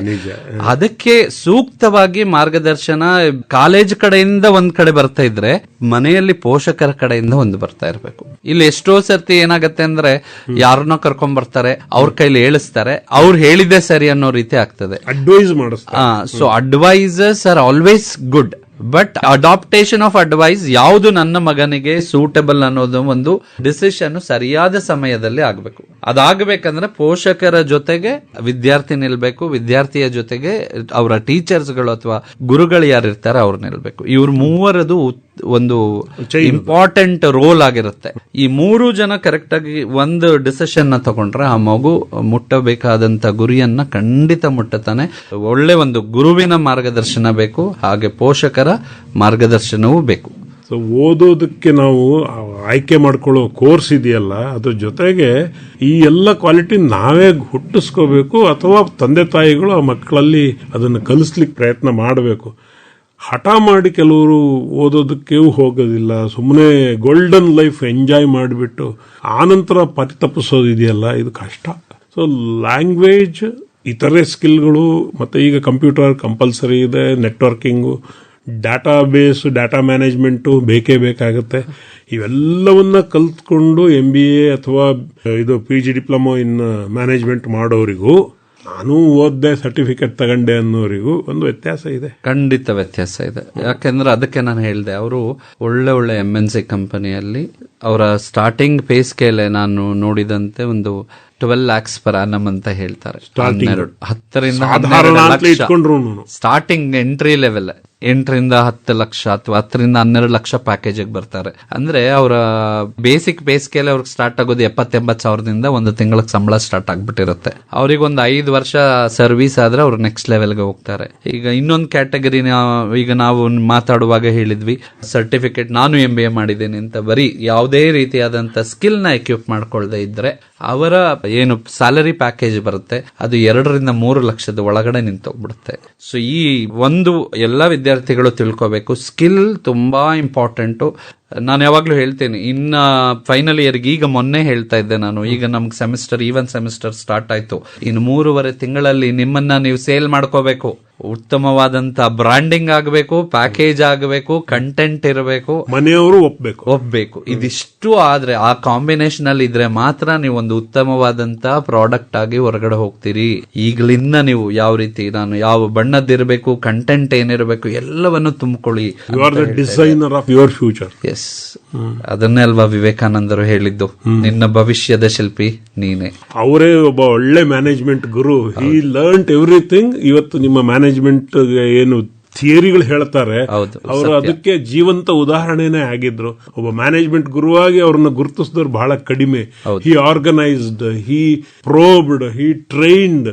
ಅದನ್ನೆಲ್ಲ ನಾವು ಗಮನಿಸೋದೇ ಇಲ್ಲ. ಅವ್ರಿಗೆ ಬೇರೆ ಯಾವುದೋ ಒಂದು ಲೆವೆಲ್ ಅಲ್ಲಿ ಆರಾಧನೆ ಮಾಡ್ತೇವೆ. ಇಲ್ಲಿ ಆರಾಧಕರಿಗಿಂತ ವಿದ್ಯಾರ್ಥಿಗಳನ್ನ ಹಿಡ್ಕೊಂಡು ಅವ್ರು ಹೇಳಿದ್ದು, ನೀವು ಫೀಲ್ಡಿಗೆ ಹೋಗಿ ಆಟ ಆಡಿ, ಫಿಸಿಕಲಿ ಬೆಳೀರಿ, ಮೆಂಟಲಿ ಬೆಳೀರಿ, ನಿಮ್ಮ ಅಗತ್ಯಗಳನ್ನ ಮೊದಲು ಕಂಡುಕೊಂಡು ಅದನ್ನ ಅಡ್ರೆಸ್ ಮಾಡಿ, ಆಮೇಲೆ ಉಳಿದಿದ್ದು ಯೋಚನೆ ಮಾಡಿ. And this is the sign of any management guru. And ಅವರನ್ನ ಇತ್ತೀಚೆಗೆ ಮ್ಯಾನೇಜ್ಮೆಂಟ್ ಗುರು ಅಂತಲೇನೆ ಗುರುತಿಸಿದ್ದಾರೆ. ಇನ್ನೂ ಅತ್ಯಂತ ದೊಡ್ಡ ಮ್ಯಾನೇಜ್ಮೆಂಟ್ ಗುರು ನಮ್ಮಲ್ಲಿರೋದು ಶ್ರೀಕೃಷ್ಣ. ಅವರ ಪ್ರತಿಮೆಯನ್ನ ಮತ್ತು ಆ ಒಂದು ಕೃಷ್ಣ ಅರ್ಜುನ ಸಂವಾದದ ಒಂದು ಚಿತ್ರವನ್ನ ಅಮೆರಿಕನ್ ಬಿ ಸ್ಕೂಲ್ ಮುಂದೆನೂ ಇಟ್ಟಿದ್ದಾರೆ ಅಂತ ಹೇಳಿ ಡಾಕ್ಟರ್ ಅಬ್ದುಲ್ ಕಲಾಂ ಅವರು ಜ್ಞಾಪಿಸಿಕೊಂಡಿದ್ದಾರೆ ಅವರ ಆತ್ಮಚರಿತ್ರೆ. ಅಂದ್ರೆ ಮ್ಯಾನೇಜ್ಮೆಂಟ್ ಗೆ ಭಾರತವೇ ಒಂದು ಬೇಸ್, ವಿಶ್ವಗುರು ಅಂತಾನೆ ಹೇಳ್ಬೋದು. ಆ ವಿಚಾರದಲ್ಲಿ ನಾನು ಹೇಳದ್ನಲ್ಲ, ಇರುವ ರಿಸೋರ್ಸ್ ಗಳನ್ನ ಯೂಸ್ ಮಾಡಿ ನಾವೆಷ್ಟು ಉತ್ತಮವಾಗಿ ಒಂದು ಪರ್ಫಾರ್ಮೆನ್ಸ್ ಕೊಡಕ್ ಆಗಬಹುದು. ಯಾವುದೇ ಒಂದು ಫೀಲ್ಡ್ ಇರ್ಬೋದು, ಅದು ಇಂಡಸ್ಟ್ರಿ ಇರ್ಬೋದು, ಅಡ್ಮಿನಿಸ್ಟ್ರೇಷನ್ ಇರ್ಬೋದು, ಸರ್ವಿಸ್ ಸೆಕ್ಟರ್ ಇರ್ಬೋದು. ಇರುವ ರಿಸೋರ್ಸಸ್ ಗಳನ್ನ ಮ್ಯಾನೇಜ್ ಮಾಡ್ತಾ ನಾವು ಹೇಗೆ ಪ್ರೊಡಕ್ಷನ್ ಕಡೆ, ಹೇಗೆ ಎಕನಾಮಿಕಲಿ ನಾವು ಗ್ರೋತ್ ಆಗ್ತಾ ಹೋಗ್ತೀವಿ, ಅದೇ ಅಲ್ಟಿಮೇಟ್ಲಿ ಮ್ಯಾನೇಜ್ಮೆಂಟ್ ಆಗುತ್ತೆ. ವಿಶ್ವಗುರು ಅನ್ನೋ ಪದ ಬಂದಾಗ ವಿಶ್ವದ ಟಾಪ್ ಕಂಪನೀಸ್ ಅಲ್ಲಿ ಭಾರತೀಯರೇ ಅದರ ಚೀಫ್ ಎಕ್ಸಿಕ್ಯೂಟಿವ್ಸ್ ಗಳಾಗಿ ಕೆಲಸ ಮಾಡ್ತಾ ಇದ್ದಾರೆ. Chief executive officer Sundar Pichai ಇರಬಹುದು ಅಥವಾ ಉಳಿದಂತ ಅನೇಕ ಹೆಸರುಗಳು ಅವರವರದೇ ಆನ್ಸಿಲರೀಸ್ ಅಲ್ಲಿ ಟಾಪ್ ಪೊಸಿಷನ್ ನಲ್ಲಿ ಡಿಕ್ಟೇಟ್ ಮಾಡೋ ಟರ್ಮ್ಸ್ ಅಲ್ಲಿ ಇದ್ದಾರೆ. ಹಾಗಾಗಿ ಭಾರತಕ್ಕೆ ಒಂದು ಆ ಸ್ಟೇಚರ್ ಇದೆ, ಕಲ್ತ್ಕೋಬೇಕು. ಮ್ಯಾನೇಜ್ಮೆಂಟ್ ಸ್ಟಡೀಸಿಗೆ ಸ್ಕೋಪ್ ಹೇಗಿದೆ ಮುಂದೆ? ತುಂಬಾ ಒಳ್ಳೆ ಸ್ಕೋಪ್ ಇದೆ. ಯಾವಾಗ್ಲೂ ಹೇಳ್ತೀನಿ, service sector is the major contributor to Indian economy. ಹೌದು, ಅಂದ್ರೆ ವರ್ಸಟಾಲಿಟಿ ಅನ್ನೋದೇನಿದೆ ನಮ್ಮ ಇಂಡಿಯನ್ಸ್ ಗೆ ತುಂಬಾ ಸ್ಟ್ರಾಂಗ್ ಆಗಿದೆ. You are adaptable, you are adjustable. ನೀವು ಎಲ್ಲಿಗೆ ಬೇಕಾದ್ರೂ ಇಂಡಿಯನ್ಸ್ ನ ಅಡಾಪ್ಟ್ ಮಾಡಬಹುದು, ಅಡ್ಜಸ್ಟ್ ಮಾಡಬಹುದು. ಆ ರೀತಿಯಾದಂತ ಒಂದು nature by birth, by blood ಅಲ್ಲೇ ಇರೋದ್ರಿಂದ, ಮತ್ತೆ ಆ ಲೀಡರ್ಶಿಪ್ ಕ್ವಾಲಿಟೀಸ್ ಅದನ್ನ ನಾನು ಮಿಸ್ ಮಾಡಲೇಬಾರದು. ಇಂಡಿಯನ್ಸ್ ಗಿರುವ ಲೀಡರ್ಶಿಪ್ ಕ್ವಾಲಿಟೀಸ್ ಬೇರೆ ಕಂಟ್ರಿಯಲ್ಲಿ ಕಂಪೇರ್ ಮಾಡುವಾಗ ಸ್ವಲ್ಪ ಕಡಿಮೆ. ಯಾಕೆ ಈ ಪಾಯಿಂಟ್ ಹೇಳ್ತೀನಿ ಅಂದ್ರೆ, ಆ ನಾಯಕತ್ವದ ಗುಣ ಅನ್ನೋದು ನಮ್ಮ ನೆಲದಿಂದ ಬಂದ್ಬಿಟ್ಟಿದೆ. ಸೊ ಅದು ಬಂದಿರೋದ್ರಿಂದ, ಲೀಡ್ ಮಾಡೋ ಒಂದು ಕೆಪಾಸಿಟಿ ಇರೋದ್ರಿಂದ ಖಂಡಿತ ಮುಂದಿನ ದಿನಗಳಲ್ಲಿ ಮ್ಯಾನೇಜ್ಮೆಂಟ್ ಸ್ಟಡೀಸ್ ಅಲ್ಲಿ ಸಾಕಷ್ಟು ಆಪರ್ಚುನಿಟೀಸ್ ಗಳಿದಾವೆ, ಅವಕಾಶ ಇದೆ. ಈ ಮಾಹಿತಿ ಎಲ್ಲಿ ಸಿಗುತ್ತೆ? ಅದನ್ನ ಈಗ ನಾನು ಹೇಳಲಿಕ್ಕೆ ಬಂದೆ. ಈಗ ಎಕ್ಸಾಮ್ ರಿಲೇಟೆಡ್ ತಗೊಂಡ್ರೆ ವಿದ್ಯಾರ್ಥಿಗಳಲ್ಲಿ ಏನ್ ಮಾಡ್ಬೇಕಂದ್ರೆ, ಅವರೇ ಹುಡುಕ್ತಾ ಇರಬೇಕು, ಎವ್ರಿ ಡೇ ಹುಡುಕ್ಬೇಕು ಯಾವಾಗ ಎಕ್ಸಾಮ್ ಇದೆ ಅನ್ನೋದು. ಯಾರು ಬಂದು ಪರ್ಸನಲ್ ಆಗಿ ಅಪ್ಡೇಟ್ ಮಾಡಲ್ಲ, ಟೈಮ್ ಟೇಬಲ್ ಪಬ್ಲಿಷ್ ಮಾಡೋದಿಲ್ಲ. ನೀವೇ ಗೂಗಲ್ ನ ಸರ್ಚ್ ಮಾಡಬೇಕು, ಅಲ್ಲಿ ಯಾವತ್ತು ಮ್ಯಾಟ್ ಇದೆ, ಯಾವತ್ತು ಎನ್ ಮ್ಯಾಟ್ ಇದೆ, ಯಾವತ್ತು ಸಿ ಮ್ಯಾಟ್ ಇದೆ ಬರ್ಕೋಬೇಕು, ಅಪ್ಲೈ ಮಾಡ್ಕೋಬೇಕು, ಯಾವತ್ತು ಎಕ್ಸಾಮ್ ಎಲ್ಲಿ ಬಿದ್ದಿದೆ ನೋಡ್ಕೋಬೇಕು. ಓಲ್ಡ್ ಪೇಪರ್ಸ್ ಇದಾವೆ, ಸಿಗುತ್ತೆ. ಆನ್ಲೈನ್ ಟ್ರೈನಿಂಗ್ ಇದೆ, ಆನ್ಲೈನ್ ಮಾಕ್ ಟೆಸ್ಟ್ ಗಳಿದ್ದಾವೆ. Take them. ಒಳ್ಳೆ ಪಾಯಿಂಟ್ ಹೇಳಿದ್ರಿ, ನಾನು ಇದನ್ನ ಮರ್ತಿದ್ದೆ. ಮಾಕ್ ಟೆಸ್ಟ್ ಅನ್ನೋ ಒಂದು ಪದ ಹೇಳಿದ್ರಲ್ಲ, ಎಲ್ಲ ಎಕ್ಸಾಮ್ ಇದು ಮಾಕ್ ಟೆಸ್ಟ್ ಆನ್ಲೈನ್ ಅಲ್ಲಿ ಸಿಗುತ್ತೆ. ನೀವಲ್ಲಿ ನಿಮ್ಮ ಸ್ವಾಕ್ ಅನಾಲಿಸಿಸ್ ಮಾಡ್ಕೋಬಹುದು, ಸ್ಟ್ರೆಂತ್, ವೀಕ್ನೆಸ್, ಆಪರ್ಚುನಿಟೀಸ್ ಮತ್ತೆ ಚಾಲೆಂಜಸ್. ಈಗ ಥ್ರೆಟ್ ಇದೆ, ಸ್ಮಾರ್ಟ್ ಅನಾಲಿಸಿಸ್ ಬಂದಿದೆ.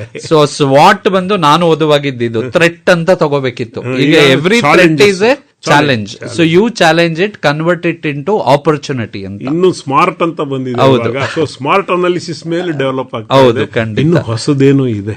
ಹೌದು.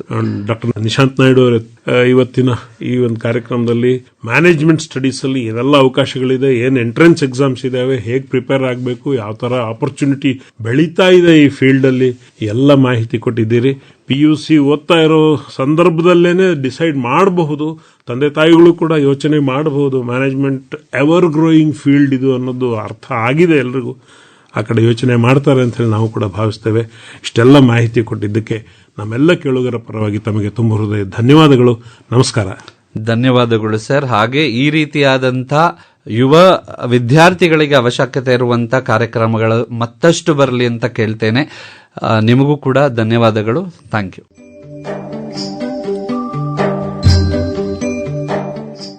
ಇದುವರೆಗೆ ವೃತ್ತಿ ಮಾರ್ಗದರ್ಶನ ಕಾರ್ಯಕ್ರಮದಲ್ಲಿ ಮ್ಯಾನೇಜ್ಮೆಂಟ್ ಸ್ಟಡೀಸ್ ವಿಷಯದಲ್ಲಿ ಇರುವ ಅಧ್ಯಯನ ಮತ್ತು ವೃತ್ತಿಪರ ಅವಕಾಶಗಳು ಈ ಕುರಿತು ಮಂಡ್ಯ ಜಿಲ್ಲೆ ಚಿನಕುರಳಿಯ ಎಸ್ಟಿಜಿ ಪ್ರಥಮ ದರ್ಜೆ ಕಾಲೇಜಿನ ಪ್ರಾಂಶುಪಾಲರಾದ ಡಾ ನಿಶಾಂತ್ ಎ ನಾಯ್ಡು ಅವರೊಂದಿಗೆ ಮಾತುಕತೆ ಕೇಳಿದಿರಿ.